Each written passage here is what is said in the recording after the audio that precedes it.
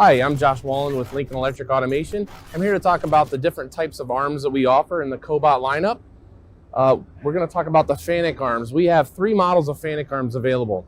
There's 2 that are a 10 kilogram payload. The main difference between those is one has a 49-inch reach, the other one has a 55-inch reach. Those are generally going to come on a cart. You can get it with an air-cooled torch, water-cooled torch, tooling top. You can also buy those as a separate robot package that you can mount on your own tabletop or wherever you want to mount those.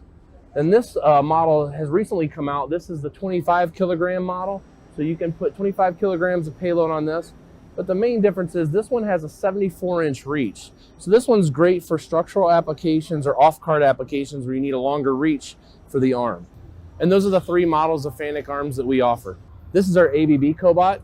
This has a 37-inch reach. This is a very smooth moving arm.